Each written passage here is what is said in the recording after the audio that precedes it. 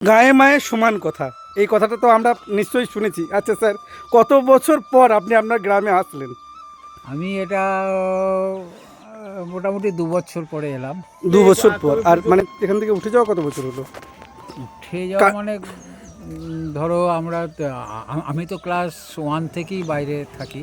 আচ্ছা। হ্যাঁ, এখানে গ্রামে আমাদের ধরো বাবা কাকারাও থাকতো না। হুম।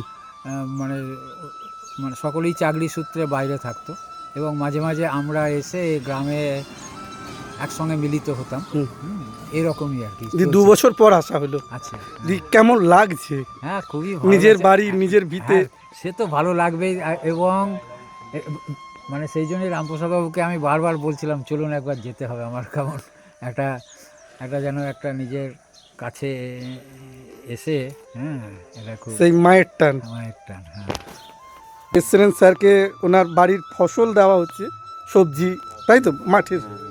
মাঠের চাষ। তো স্যারকে ওনার বাড়ি থেকে জিনিস দিচ্ছে। নিজের বাড়ির জিনিস একটা সেই অনুভূতি আলাদা। পয়সা দিয়ে জিনিস তো হয়তো কেনা যায়, হ্যাঁ, কিন্তু সেই অনুভূতিটা তো কেনা যায় না। হ্যাঁ, একবারে আমি এইটার জন্যই যে নিজের বাড়ির এবং নিজের জমির যে ফসল খাচ্ছি, হ্যাঁ, এটার একটা টেস্টই আলাদা লাগে। এর কোনো মূল্য হয় না। এর কোনো মূল্য নাই, টাকা পয়সা দিয়ে তো পাওয়া যাবে। পাওয়া যায় হ্যাঁ, একদম। সেই আর কি, সেই জন্য দাদার নাম কি? আমার নাম সুশান্ত কনা। সুশান্ত কনে।